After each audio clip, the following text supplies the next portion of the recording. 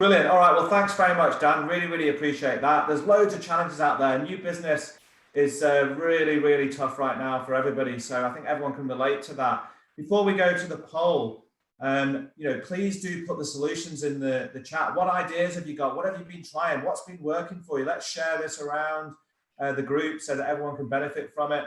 I'm going to bring John and Calum in there. There was a lot there, guys. What are you thinking when you hear Mark and Dan there? What have you got to comment on that, please, guys?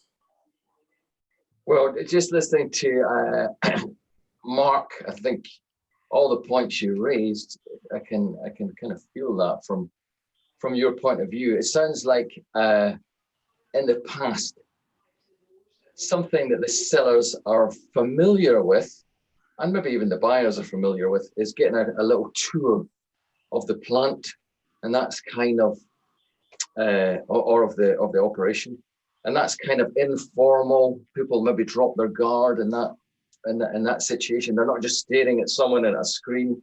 They've got different things to look at. It might stimulate other conversation that might reveal good things, and it's really good for building rapport. So it sounds like the guys have done that and girls have done that many times before, so they're comfortable with that. And then suddenly moving to a Zoom world or an online world, it's hard to do that. So I think part of it is unfamiliarity with the new kind of interface, whereas they're used to doing other stuff.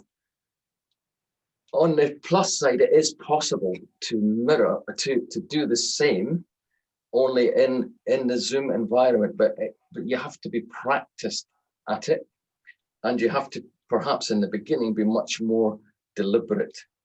So there's some things that you can do that build empathy, and that is well, the biggest thing you can do is really, really listen. Of course, that's sort of, everyone says that's sales 101, but actually very few people actually do it. Most people are thinking about the next question they're going to ask. So really, really listen. Do something called mirroring. So if you've read any of the Chris Voss stuff, you'll learn about mirroring. That just means really listening, and if something comes up, you can just repeat the last 2 or 3 words of what that person has said. And when you say it, it makes them feel really heard.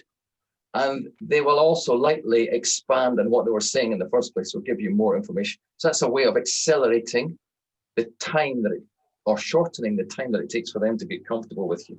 Also something called labeling. Again, that is to really, really listen and try and label the other person's situation. Just summarize what they just said. And your goal is for them to say, that's right. And as soon as they say that's right, again, that's a sign that you've shortened the time for them to get comfortable with you. So that's my... So practice and listening, empathy, that's going to build those relationships. I'm worried now though, John, because salespeople don't listen, especially me.